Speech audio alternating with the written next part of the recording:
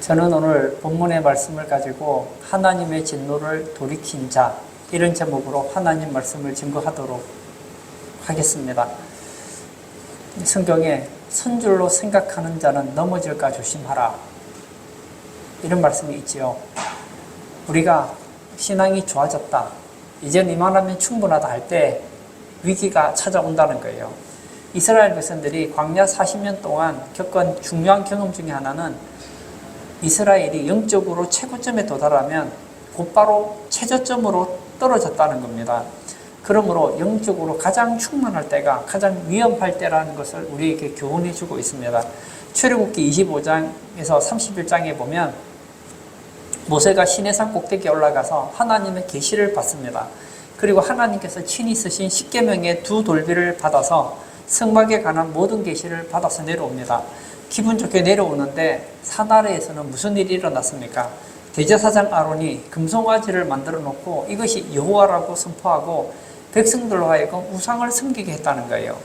25장까지는 시내산 꼭대기에서 은혜를 받은 최고조의 경험이 있었다고 한다면 32장은 영적으로 최악의 순간의 내 모습을 담고 있다는 것입니다.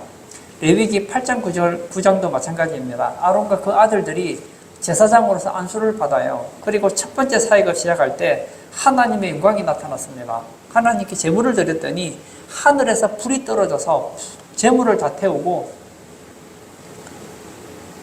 너무너무 멋지게 시작을 했습니다. 아마 아론과 그 아들들이 깜짝 놀랐을 거예요. 하늘에서 제사에 불이 떨어지는 것을 직접 보기는 쉬운 게 아니잖아요. 그런데 그 경험이 끝나고 나서 레위기 10장에 보면 아론의 첫째 아들과 둘째 아들 이 나답과 아비후가 다른 분으로 부영하다가 죽은 것이 성경에 기록되어 있습니다. 꼭대기에 올라갔다가 나락으로 떨어지는 것을 잘 보여주고 있습니다. 사무엘하 7장에서 10장도 마찬가지입니다. 이스라엘의 왕 다윗은 사방의 적들을 다 파하고 왕국에 평안이 거하게 되었을 때에 11장에서 이 밧세바와 간음하는 사건이 나오게 됩니다. 최고로 태평성대한 그 순간 어둠의 나락으로 떨어진 모습이 기록되어 있다는 것이죠. 민수기 22장, 23장, 24장까지 내용을 보면 이 모압의 왕 발락이 발람 선지자를 고용해서 이스라엘을 3번이나 저주하려고 했습니다. 그런데 하나님께서 개입하셔서 그 저주를 도리어 축복으로 바꾸어 주셨습니다. 그러니까 이스라엘을 저주할 자가 없고 복술과 마술로도 이스라엘을 괴롭힐 수 없다는 위대한 하나님의 보호하심과 큰 복을 받게 된 것이죠. 그런데 바로 그 사건 뒤에 민수기 25장에서 시딤 사건이 발발하게 된 것입니다. 이 하나님의 은혜는 참 높고 큰 것 같아요. 거기에 반하여서 인간의 재성은 깊고도 깊은 것이라는 것을 잘 보여주고 있습니다. 저는 오늘 민수기 25장의 사건을 통해서 이 4가지 주제들을 살펴보려고 합니다. 첫 번째는 이스라엘 백성들은 이중적인 죄에 빠졌다는 것입니다. 1절을 제가 읽겠습니다. 이스라엘이 시딤에 머물러 있더니 그 백성이 모압 여자들과 음행하기를 시작하니라. 여기 보면 이스라엘 백성들이 모압 여자들과 음행을 했다라고 가르쳐주고 있어요. 이 음행은 육체적인 죄, 성적인 죄를 일컫습니다. 그런데 이스라엘 백성들의 죄는 육적인 죄로 끝나지 않는다는 것이 중요합니다. 2절과 3절을 제가 또 읽어볼까요? 그 여자들이 자기 신들에게 제사할 때에 이스라엘 백성을 청하매 백성이 먹고 그들의 신들에게 절함으로 이스라엘이 바알 부올에게 가담한지라 여호와께서 이스라엘에게 진노하시니라. 이스라엘 백성들이 바알 부올에 가담했다는 것은 부올 지방에 섬기는 바알 신을 섬기는 자들이 되었다는 거예요. 그러니까 백성들이 여자들과 음행을 저지르고 여자들이 바알 신에게 바쳤던 음식을 나누어 먹으면서 우상 숭배를 했다는 거예요. 이스라엘 백성들이 여자들의 유혹에 빠집니다. 그리고 음행을 저질러요. 그리고 우상 숭배를 저지르는 영적인 범죄를 저질렀다는 거예요. 즉 이중적인 죄의 올무에 빠지게 된 것을 가르쳐주고 있습니다. 이 귀신을 숭배하는 것과 그리고 우상을 숭배하는 바알신의 노예가 되었다는 거예요. 사실 이 바알신을 숭배하는 것과 음행은 뗄래야 뗄 수 없는 긴밀한 연결관계가 있습니다. 이 바알신은 풍요의 신이거든요. 농업의 신이에요. 근데 이 바알신을 섬기는 교리가 좀 독특합니다. 농사를 잘 지으려면 하늘에서 비가 와야 되죠. 그런데 이 바알이라는 신을 자극을 해서 비를 내리게 해야 되는데 어떻게 하면 되느냐? 땅에서 남녀들이 음행을 하면, 육체적인 음행을 하게 되면 그것을 보고 바알신이 비를 내려준다는 거예요. 그러니까 이 바알신을 섬기는 사람들이 음행을 하는 것은 단순히 쾌락 그 이상을 가르쳐 줍니다. 이 바알신을 자극하기 위한 일종의 예배 행위의 핵심이 있었다는 거예요. 그러므로 이 음행과 바알신 숭배는 뗄래야 뗄 수 없는 거예요. 이스라엘 백성들이 시딤에서 이런 이중적인 죄에 빠졌을 때에 하나님의 큰 진노를 초래하게 되었습니다. 제가 3절 하반절 한번 읽어볼까요? 여호와께서 이스라엘에게 진노하심이라. 하나님은 어떤 분이십니까? 진노하시는 하나님이라는 거예요. 출애굽기 34장 14절에 너는 다른 신에게 절하지 말라. 여호와는 질투라 이름하는 질투의 하나님이니라. 하나님은 뭐라고요? 질투예요. 질투하는 하나님이시라는 겁니다. 사람도 때때로 분노할 때가 있잖아요. 근데 대수롭지 않은 이유로 하면 금방 화를 풀 수가 있습니다. 그런데 이것이 치명적이라면 화를 푸는 것은 참 쉽지가 않아요. 예를 들어서 남녀가 결혼을 해서 가정을 이루었어요. 서로 사랑하겠다. 평생 자기들끼리 행복하게 살겠다. 그렇게 하고 결혼을 했어요. 아내는 남편을 섬기고, 남편은 아내를 섬기고, 아내는 남편을 사랑하고, 남편은 아내를 사랑하고, 그리고 그 가정을 보호하면서 서로 잘 되도록 그렇게 섬기겠다고 했는데 어느 날 봤더니 남편이 외도를 한 거예요. 나보다 그 여자를 더 좋아하는 거예요. 그러면 이 여자의 질투는 이게 크지 않습니까? 그러면 이 여자의 질투를 끄기는 상당히 어렵다는 거예요. 마찬가지로 이스라엘은 하나님과 영적인 관계에서 보면 이스라엘은 하나님의 신부와 같은 존재들입니다. 그런데 하나님의 신부라고 하는 이 이스라엘이 바알신이라는 다른 외간 남편과 바람을 피운 거예요. 그러니 하나님께서 진노를 안 하실 수 있겠습니까? 할 수밖에 없죠. 하나님의 백성들이 이 성적인 죄, 우상 숭배의 죄에 빠지는 것은 하나님을 진노하게 하는 죄라는 것을 우리는 기억해야 합니다. 불륜하면 남들도 즐기는 로맨스야 이렇게 생각하기 쉬운데 하나님은 불륜은 로맨스가 아니래요. 하나님의 진노를 초래하는 일이라는 것을 잊지 말아야 한다는 거예요. 이방인들이 제사하는 것은 조상에게 하는 것처럼 보이지만 실제로 조상들에게 하는 것이 아닙니다. 성경은 이방인들의 제사하는 것은 귀신에게 하는 것이라고 가르쳐주고 있어요. 그러므로 우상숭배를 가볍게 생각하면 안 됩니다. 귀신에게 제사하고 우상숭배하고 점치러 다니고 하는 것, 이건 하나님을 진노하게 하는 거예요. 특히나 이단들의 예배에 참석하거나 이단들이 가르치는 성경 공부에 참석하는 것은 하나님의 진노를 자극하는 것이라는 것을 기억해야 된다는 거예요. 여러분, 오늘 본문에 나와 있는 이스라엘 백성들이 왜 하나님의 진노를 받게 되었습니까? 두 가지예요. 성적인 죄와 우상숭배예요. 성적인 죄도 위험한 죄이고 우상숭배, 귀신숭배도 위험한 죄라는 것입니다. 요한일서 5장 20절과 21절에 보면 또 아는 것은 하나님의 아들이 이르러 우리에게 지각을 주사 우리로 참된 자를 알게 하신 것과 또한 우리가 참된 자 곧 그의 아들 예수 그리스도 안에 있는 것이니 그는 참 하나님이시요 영생이시라. 자녀들아 너희 자신을 지켜 우상에게서 멀리하라. 성도들은 하나님만 섬겨야 합니다. 하나님만 경배해야 됩니다. 하나님 외에 다른 우상은 멀리해야 된다는 거예요. 두 번째, 이 사건의 배후에는 거짓 선지자 발람의 악한 기교가 있었다는 거예요. 이스라엘 백성들이 이런 성적인 죄와 우상 숭배를 하게 되었던 그 배후에는 거짓 선지자 발람의 사악한 계교가 숨어져 있다는 거예요. 민수기 31장 16절에 보면 이 시딤 사건의 배후에 누가 있었느냐? 바로 발람이 있었다는 것을 가르쳐줘요. 제가 민수기 31장 16절을 읽겠습니다. 보라, 이들이 발람의 꾀를 따라 이스라엘 자손을 부올의 사건에서 여호와 앞에 범죄하게 하여 여호와의 회중 가운데에 연병이 일어나게 하였느니라. 발람이 꾀를 낸 거예요. 이 발람은 발락이라는 왕으로부터 재물을 받고 명예를 얻고 싶었습니다. 그런데 그걸 받으려면 전제 조건이 있어요.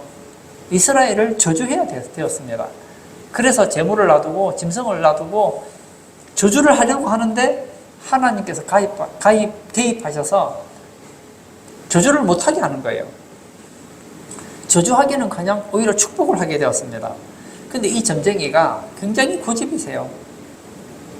포기하기에는 재물이 아까운 거예요. 포기하기에는 명예가 아까운 거예요. 내가 한 번만 꾀를 쓰면 이 개교를 부려서 이스라엘 백성들이 망하게만 할 수 있다면 나는 거부가 될 것이고 높은 명예를 가지게 된다는 생각을 가졌어요. 그래서 모압의 왕 발락에게 제안을 합니다. 이런 얘기를 한 것이죠. 왕이시여, 제가 보건대 제가 이스라엘 백성들을 저주하는 것은 어렵습니다. 왜냐하면 하나님이 이스라엘 백성들을 저주하게 하지 않습니다. 그렇지만 방법이 없는 건 아닙니다. 이 모압과 미디안이 있는 여자들 중에서 예쁜 여자들을 골라서 시딤에 놓고 이스라엘 남자들을 유혹하십시오. 예쁘게 옷을 입고 향기도 뿌리고 그리고 애교를 부려서 그들을 초대하는 겁니다. 그리고 맛있는 음식을 대접하는 거예요. 거기서 관계를 가지는 겁니다. 음행을 하면서 그들을 꼬셔서 유혹을 해서 바알신 앞에 제사를 지내게 하는 겁니다. 그러면 하나님께서 분명히 그 백성 가운데 저주를 내려서 이스라엘은 망하게 됩니다. 꾀를 줬어요. 듣고 보니까 그럴듯해요. 그래서 어떻게 합니까? 이 시딤이라는 곳에 미스 모압 여자들, 그 동네에서 가장 날씬하고 예쁘고 그리고 연애를 잘할 것 같은 여자, 그리고 남자를 잘 유혹할 수 있는 그런 여자들을 포진을 시킨 거예요. 그 지나가다가 막 예쁜 여자들이 막 유혹을 하는 거예요. 그러니 넘어간 것이죠. 이 거짓 선지자 발람은 이 사악한 교교를 꾸미는 일에 아주 능숙한 선수였다는 거예요. 우리 성도들은 이 사탄이 다양한 작전과 전략을 가지고 성도들을 공격한다는 사실을 잊어서는 안 됩니다. 보십시오. 원래 이 발람 선지자는 이스라엘 백성들을 저주하려고 했어요. 근데 저주가 안 되니까 이제는 다른 방식으로 망하게 하더라는 거예요. 예수님도 마찬가지 아닙니까? 공생애를 시작할 때 마귀가 예수님을 시험했죠. 그런데 넘어가지지를 않아요. 그래서 어떻게 합니까? 세 가지 시험을 하고 잠시 떠나갔어요. 잠시 물러갔어요. 그리고는 다른 방법으로 예수를 몇 번이나 넘어지게 하려고 했던 것을 보지 않습니까? 예수님의 제자였던 베드로를 통해서 예수님을 넘어지게 하려고 했고 가룟 유다를 통해서 결국은 예수님을 십자가에 못 박도록 하지 않았습니까? 이 성도는 이 사탄의 괴계를 눈여겨보아야 된다는 거예요. 사탄은 우리에게 관심이 많아요. 오늘 예배 참석하신 사랑하는 성도님, 우리들은 이 마귀에게 관심이 없을 수 있어요. 사탄, 귀신 관심 없을 수 있어요. 뭐 요즘에 과학 만능 시대에 뭐 귀신 얘기하면 무슨 봉창 두드리는 소리냐 할지 모르겠지만 이 영적인 세계에 있어서 사탄은 우리에게 관심이 굉장히 많습니다. 그러므로 우리도 사탄에게 속지 않도록 깨어 있어야 된다는 겁니다. 고린도후서 2장 11절에 이는 우리로 사탄에게 속지 아니하려 함이라. 우리는 그 계책을 알지 못하는 바가 아니로라. 사탄은 뭘 가지고 있습니까? 계책을 가지고 우리를 속인다는 거예요. 기독교 2000년 역사에 보면 사탄은 크게 세 가지 전략을 가지고 교회를 박해했던 것을 봅니다. 첫 번째는 정치적인 세력을 통해서 교회를 협박하고 핍박했습니다. 이 이단과 귀신을 추종하는 세력들과 연합을 해서 하나님의 교회를 핍박하고 괴롭혔다는 거예요. 요한계시록에 보면 용이 바다에서 나오는 짐승, 적그리스도죠. 이 바다에서 나오는 짐승을 이용해서 예수 믿는 사람들을 괴롭히는 것을 보게 돼요. 마귀가 직접 인간을 죽이지는 않아요. 직접 인간을 괴롭히진 않아요. 누구를 씁니까? 마귀가 쓸만한 사람을 뽑아서 괴롭히더라는 거예요. 이 시대도 마찬가지입니다. 사탄이 직접 예수 믿는 사람을 괴롭히고 박해하는 경우는 극히 드뭅니다. 어떻게 하죠? 짐승을 이용해서 교회를 박해한다는 거예요. 요한계시록 13장 6절에 보면 짐승이 입을 벌려 하나님을 향하여 비방하되 그의 이름과 그의 장막과 하늘에 사는 자들을 비방하더라. 실제로 이 마귀에게 쓰임받았던 많은 사람들이 있었지만 대표적인 사람이 로마의 10대 황제들이었습니다. 그들은 기독교를 얼마나 박했는지 모릅니다. 이 초대교회 유명한 교회 사가였던 유세비우스가 쓴 교회 역사라는 책에 보면 신기한 것은 기독교를 박해했던 로마 황제 10명이 제명에 죽지 못하고 단명했다는 거예요. 그럼 1세기만 그렇습니까? 지금은 그렇지 않습니까? 지금도 보십시오. 북한을 보세요. 지금 이슬람 국가를 가보십시오. 중국을 보십시오. 이 마귀가 사람을 들어서 교회를 싫어하는 그 사람들을 들어서 예수 믿는 사람들을 얼마나 괴롭히고 핍박하는지 모릅니다. 두 번째는 사단은 거짓된 종교 세력을 이용해서 하나님의 교회를 회파하려고 한다는 거예요. 1차적으로는 정치적으로 괴롭힌다고 한다면 두 번째는 종교적으로 교회를 회파하려고 한다는 거예요. 여러분, 만약에 이 지구상에 종교가 기독교밖에 없어요. 그러면 종교를 믿으려면 예수님 믿을 수밖에 없겠죠. 근데 보십시오. 우리나라만 해도 종교가 얼마나 많아요. 일본 보십시오. 얼마나 종교가 많습니까? 큰 종교도 많고 자잘한 종교들도 많아요.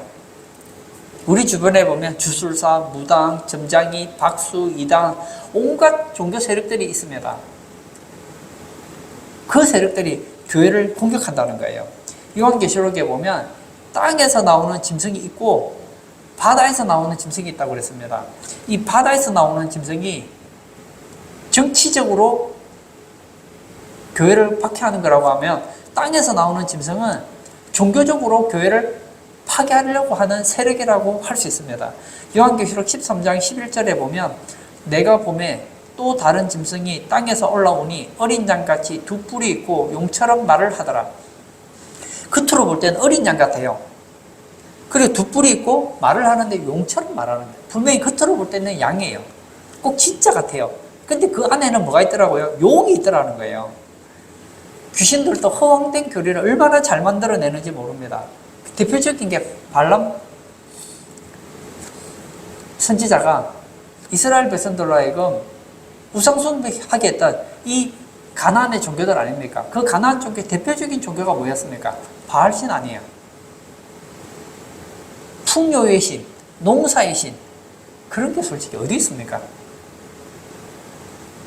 거짓 종교 지도자들을 만들어서 그런 종교들을 만들더라는 거예요.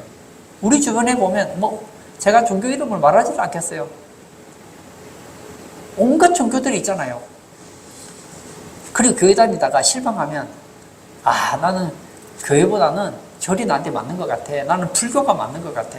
내가 보니까 교회보다는 천주교가 맞는 것 같아. 교회보다는 이슬람교가 맞는 것 같아. 교회보다는 남녀 호랑개교가 맞는 것 같아. 교회보다는 저 종교가 좋은 것 같아 하고 다양한 종교를 찾아가게 합니다. 왜지요? 사람들이 뭔가를 섬기고 싶고 뭔가를 의지하고 싶고 종교를 의지하고 싶은데 하나만 있으면 그 종교를 찾아갈 거 아니에요. 참 진리가 있으면 그 참 진리를 가르치는 종교에 갈 거 아니에요. 근데 종교가 너무 많으면 헷갈리는 거예요. 그래서 못 가도록 한다는 거예요. 세 번째는 사탄은 세속적인 문화를 통해서 성도들을 범죄케 한다는 거예요. 여러분, 문화가 나쁜 것입니까? 저는 문화가 나쁘다고 생각하지 않습니다. 좋은 영화도 있고 좋은 드라마도 있고 좋은 스포츠도 있고 건전하고 좋습니다.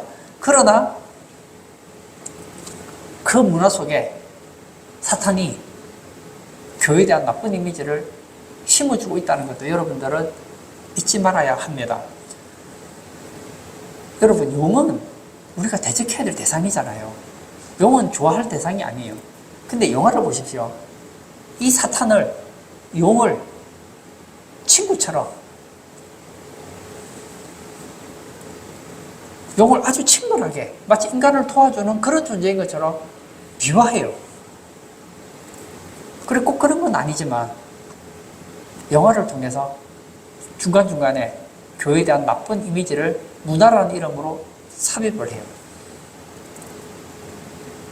그리고 교회와 반대되는 사상들을 드라마라든지 영화를 통해서 우리에게 전달하는 경우가 많다는 거예요. 그래서 깨어있지 않으면 속기 쉽다는 거예요. 요한계시록에 보면 이 바벨론, 음력, 물론 마지막 적그리스도 마지막 때에 나타날 그런 세력이지만 제가 한번 요한계시록 17장 4절과 5절을 읽도록 하겠습니다. 그 여자는 자줏빛과 붉은빛 옷을 입고 금과 보석과 진주로 꾸미고 손에 금잔을 가졌는데 가증한 물건과 그의 음행에 들어온 것들이 가득하더라. 그의 이마에 이름이 기록되었으니 비밀이라 큰 바벨론이라 땅의 음녀들과 가증한 것들의 음이라 하였더라. 그러므로 이 성도들이 조심하지 않으면 정치, 종교, 문화적인 세력을 가지고 신앙을 파괴하고 삶을 무너뜨린다는 것을 우리는 기억해야 된다는 거예요. 귀신은 이 세상에 지금도 영향력을 미치고 있습니다. 따라서 우리가 귀신에 대해서 방심하면 안 돼요. 보세요. 이스라엘 백성들은 그냥 시딤에 왔을 뿐이에요. 가나안 땅 가려고 시딤을 지나가려고 했어요. 근데 시딤을 지나가는데 그들은 작전을 가지고 있습니다. 어떤 작전이요? 이들을 언행하게 하고 그들로 하여금 우상 숭배하게 할 작전을 가지고 꾀를 가지고 덤벼든단 말이에요. 그래서 그냥 덤벼들지 않아요. 어떻게 합니까?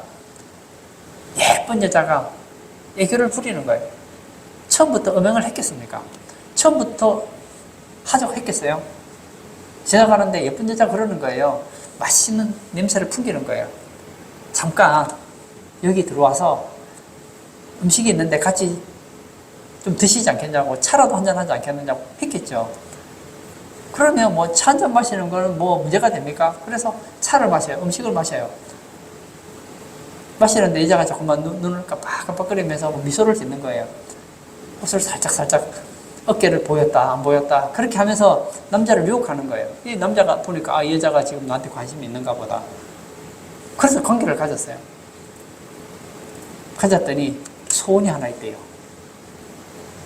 뭐냐고 했더니 한 번만 내가 믿는 신에게 한 번만 엎드려서 절 한 번 해주면 안 되겠느냐고. 이런 식으로 해서 넘기지 않았겠느냐고요. 그러므로 우리는 깨어있어야 된다는 겁니다. 베드로전서 5장 8절과 9절에 근신하라 깨어라 너희 대적 마귀가 우는 사자같이 두루다니며 삼킬 자를 찾나니 너희는 믿음을 굳건하게 하여 그를 대적하라. 이 세상에 이는 세상에 있는 너희 형제들도 동일한 고난을 당하는 줄을 알미라. 뭐라고요? 근신하라 깨어라 너희 대적 마귀가 우는 사자같이 두루다니며 삼킬 자를 찾고 있다고 했습니다. 마귀는 여러분을 삼키려고 두리번거리고 있다는 것을 기억하시고 조심하시기를 축복합니다. 세 번째는 죄에 대한 하나님의 진노로 징벌이 나타났다는 거예요. 죄에는 뭐가 있습니까? 하나님의 징벌이 있다는 것을 기억해야 됩니다. 이스라엘 백성들이 빠진 이중적인 죄, 하나는 성적인 죄요, 두 번째는 우상숭배의 죄입니다. 죄가 있으면 죄의 대가를 지불해야죠. 그래서 하나님께서 모세에게 이 범죄에 상응하는 징벌을 내리십니다. 4절을 보겠습니다. 여호와께서 모세에게 이르시되 백성의 수령들을 잡아 태양을 향하여 여호와 앞에 목매어 달라. 그리하면 여호와의 진노가 이스라엘에게서 떠나리라. 지금 여호와의 진노가 있습니다. 이스라엘 백성들이 그 진노를 지금 풀려고 해요.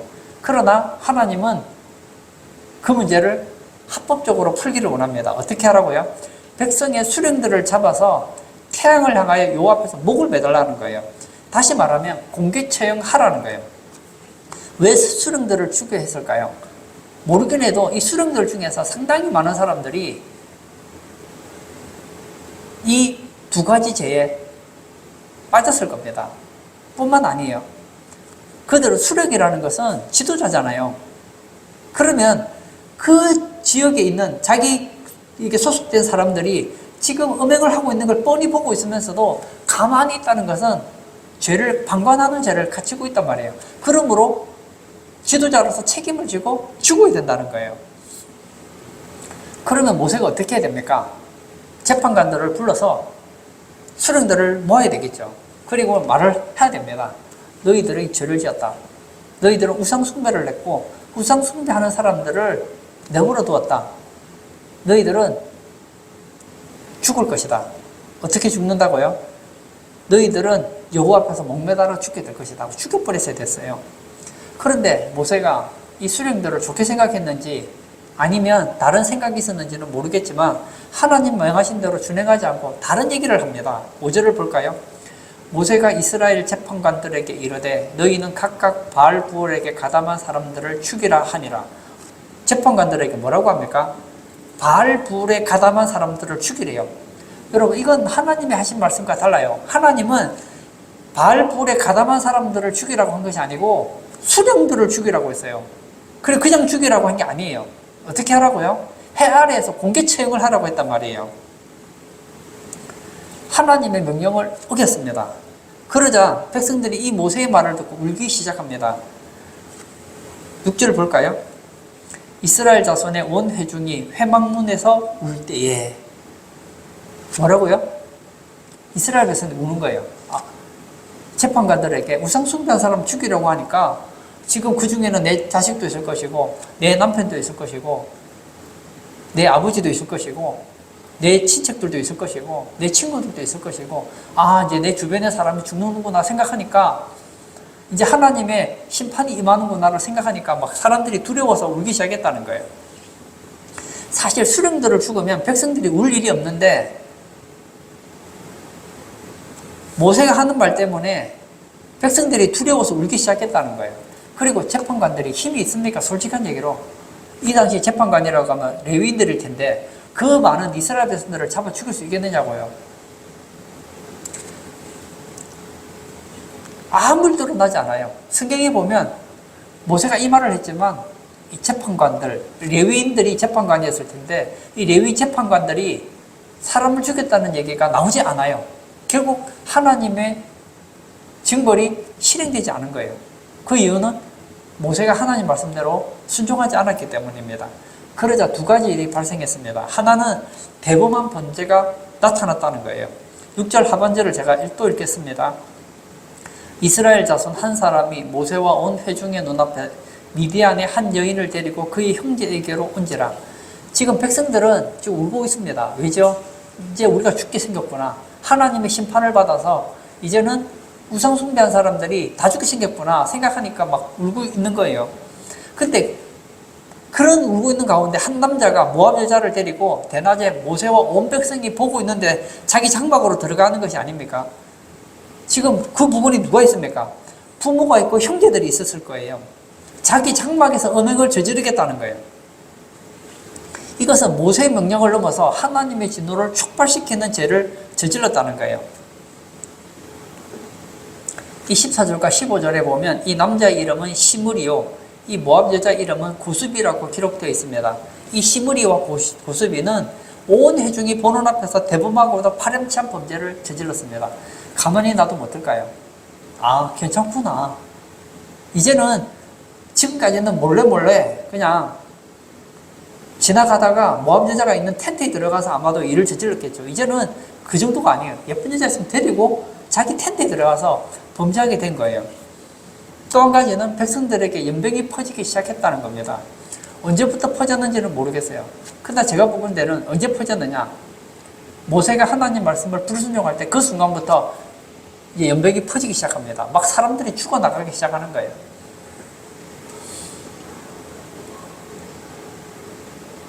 여러분, 하나님이 범죄한 일에 대해서 징벌을 내릴 때는 정확하고 분명하게 시행되어야 합니다. 시행되지 않으니까 회중이 얼마나 죽었습니까? 24,000명이 죽은 거예요. 그나마 이것도 중간에 멈추게 한 사람이 있어서 망정이지 멈추지 않았더라면 10만 명, 100만 명이 죽어나갔을지도 모릅니다. 네 번째, 비느하세 용맹이 하나님의 진노를 거두게 만들었다는 거예요. 사람들이 이 시므이가 여자를 데리고 자기 장막에 들어가는 거예요. 텐트에 들어가는 거예요. 거기서 뭐 하려고요? 음행을 저지르려고. 거기서 뭘 하겠습니까? 바알에게 제사를 지내는지 누가 합니까? 아이고, 이 일을 어떡할꼬? 재판관들 아무 말 못해요. 얼굴만 쳐다보고 있습니다. 뭔가를 하긴 해야 되는데 어찌할 바를 알지 못합니다. 그런데 그 자리에서 비느하스라는 용맹한 사람이 자리를 박차고 일어났습니다. 그리고 어떻게 합니까? 창을 듭니다. 그리고는 그 장막 안에 들어가죠. 갔더니 누가 있습니까? 이 남자가 아마도 음행을 하고 있었겠죠. 그래서 창을 가지고 배를 찔러서 한 창으로 시므리와 고수비의 배를 찔러 죽여버리고 맙니다. 그 순간 하나님의 진노가 사라지게 되었다는 거예요. 이 비느하스가 누구죠? 대제사장 아론의 손자이자 엘르아살의 아들이었습니다. 이 비느하스가 하나님의 진노로서 두 남자를 창으로 찔렀을 때에 연병이 백성 중에 끝이게 되었다는 거예요. 제가 11절을 읽도록 하겠습니다. 제사장 아론의 손자 엘르아살의 아들 비느하스가 내 질투심으로 질투하여 이스라엘 자손 중에서 내 노를 돌이켜서 내 질투심으로 그들을 소멸하지 않게 하였도다. 그리고 13절 하반절에도 그가 그의 하나님을 위하여 질투하여 이스라엘 자손을 속죄하였음이니라. 속죄했대요. 이스라엘 백성을 위해서 이 비느하스가 속죄를 했다고 하는데 언제 비느하스가 속죄 제사를 드렸습니까? 비느하스가 한 거는 창으로 남녀를 배를 뚫어서 죽인 것밖에 없어요. 근데 이 성경에 보면 이 속죄라는 단어가 네 가지로 사용되었습니다. 첫 번째는 속죄고, 두 번째는 구속이고, 세 번째는 화해고, 네 번째는 화목제물입니다. 오늘 본문 13절 후반절에 나와 있는 이 속죄는 바로 화목제물을 말하는 거예요. 비느하스는 하나님의 진노를 제거하는 화목제물로서 쓰임을 받았다는 거예요. 그리고 이 비느하스는 예수님을 예표해 줍니다. 사실 이 비느하스는 화목제물로서 쓰임을 받았지만 예수님은 이 네 가지를 다 이루신 분이셨어요. 예수님은 십자가에 못 박히셔서 죄를 위한 속죄를 이루셨고, 마귀에게서 해방시키기 위한 구속을 이루셨고, 하나님과 멀리 떨어졌던 우리를 하나님과 화해시키셨고, 우리 죄를 향한 하나님의 진노를 불식시키는 화목제사를 만들어냈다는 거예요. 비느하스가 창을 가지고 남녀의 배를 꿰뚫어 죽임으로써 하나님의 진노가 사라지게 되었습니다. 하나님은 이 비느하스에게 상을 주셨습니다. 영원한 제사장 직분을 주시겠다고 약속해 주신 것이죠. 결론을 짓고자 합니다. 이 말씀이 21세기를 살아가는 우리에게는 어떤 의미가 있을까요? 사실 예수님 믿기 전에 우리는 모두 육적인 죄, 영적인 죄로 말미암아서 하나님의 진노 아래 있던 죄인들이었다는 거예요. 요한복음 3장 36절 볼까요? 아들을 믿는 자에게는 영생이 있고 아들에게 순종하지 아니하는 자는 영생을 보지 못하고 도리어 하나님의 진노가 그 위에 머물러 있느니라. 우리가 예수님 믿기 전에는 하나님의 진노 가운데 머물러 있었던 자들이라는 겁니다. 에베소서 2장 3절에도 전에는 우리도 다 그 가운데서 우리 육체의 욕심을 따라 지내며 육체와 마음에 원하는 것을 하여 다른 이들과 같이 본질상 진노의 자녀이었더니, 우리가 누구였습니까? 진노의 자녀였다는 거예요. 그러니까 예수님 믿지 않는 사람 위에는 하나님의 진노가 늘 머물러 있다는 거예요. 이렇게 진노의 자녀로 살다가 지옥에 갈 수밖에 없는 우리를 위해서 예수님께서 화목제물이 되어주셔서 하나님의 진노를 거두어 주셨다는 거예요. 성경에는 예수님은 우리의 화목제물이 되셨다는 얘기가 6번이나 나오고 있습니다. 그 대표적인 것이 로마서 3장 25절입니다. 이 예수를 하나님이 그의 피로서 믿음으로 말미암는 화목제물로 세우셨으니 이는 하나님께서 길이 참으시는 중에 전에 지은 죄를 강구하심으로써 자기의 의로우심을 나타내려 하심이니, 예수를 하나님이 그의 피로 말미암는 화목제물로 세우셨다는 거예요.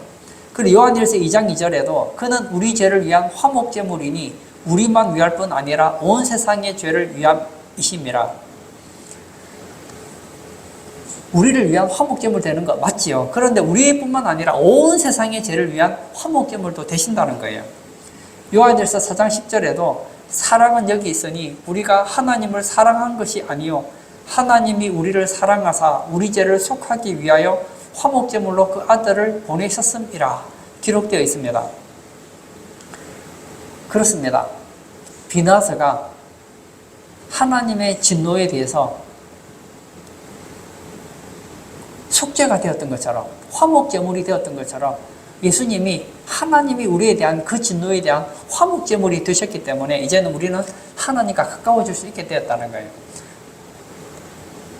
비나스가 하나님의 그 진노로서, 하나님의 향한 그 질투심으로서 화목제물이 되었을 때에 이스라엘 백성들은 하나님의 진노에서 해방될 수 있었던 것처럼 우리도 예수님 믿으면 더 이상 하나님이 우리를 진노하실 이유가 없습니다. 왜냐하면 십자가에서 예수님께서 우리의 진노를 다 받으셨기 때문입니다. 이 비나스는 이스라엘 백성들을 향한 하나님의 진노를 풀어주었습니다. 그는 예표적인 인물입니다. 그 실체 대신 영원한 대제사장 대신 예수님을 예표해주고 있습니다. 이제는 우리는 하나님과 화목한 존재가 되었고 복을 누리는 존재가 되었습니다. 우리는 누구입니까? 우리는 하나님의 자녀예요. 무엇이든지 그의 뜻대로 구하면 응답해 주시고 복을 받는 자녀들이 된 거예요. 우리는 하나님의 자녀가 되는 권세가 있습니다. 이 땅에서 하나님의 복을 누리다가 죽으면 천국 가는 것.